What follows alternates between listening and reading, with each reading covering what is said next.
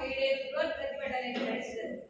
1908ರಲ್ಲಿ ಸಮಾನತೆಗೋಸ್ಕರ ಹೋರಾಟವನ್ನು ನಡೆಸಿದರು.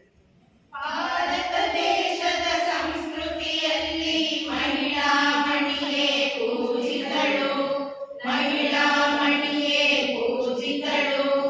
ನದಿಗಳು ಹೆಣ್ಣು, ಭೂಮಿಯು ಹೆಣ್ಣು, ಭಾರತ ಮಾತೆಯು ಹೆಣ್ಣಮ್ಮ, ನಮ್ಮ ಭಾರತ ಮಾತೆಯು ಹೆಣ್ಣಮ್ಮ.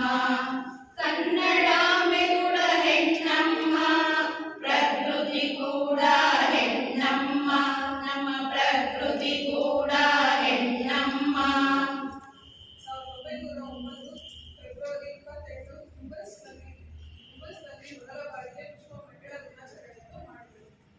ಕಾಯ ವಾಚ ಮನಸಾ ಧರ್ಮದ ಪಾಣಿಗ್ರಹಣ ಮಾಡುವನು, ಪಾಣಿಗ್ರಹಣ ಮಾಡುವನು. ಸಮಾನ ಮನಸ್ಸಿನಲ್ಲಿ ಬಾಳಲಿ ಹೆಣ್ಣಿಗೆ ಮಹತ್ವಾದ ಆನಂದ ನೀಡುವನು, ಮಹತ್ವಾದ ಆನಂದ ನೀಡುವನು.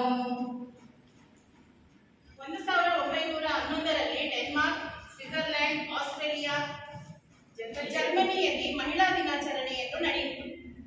ಸ್ತ್ರೀಯರು ಇಂದು ವಿಶ್ವದೆಲ್ಲೆಡೆ ಮಹತ್ವ ಸಾಧನೆ ಮಾಡಿದರು, ಮಹತ್ವ ಸಾಧನೆ ಮಾಡಿದರು. ದೇಶ ಸೇವೆಯಲ್ಲಿ ಕೂಡ ಗಂಡಿಗೆ ಸಮಾನವಾಗಿ ದೇಶ ಸೇವೆಯ ಮಾಡುತ್ತಿದ್ದರು, ದೇಶ ಸೇವೆಯ ಮಾಡುತ್ತಿದ್ದರು.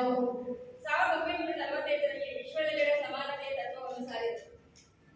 ಸಾಧಕ ಪುರುಷರ ಸಾಧನೆಗೆ ಹೆಣ್ಣೆ ಪ್ರೇರಕ ಶಕ್ತಿಯು, ಹೆಣ್ಣೆ ಪ್ರೇರಕ ಶಕ್ತಿಯು.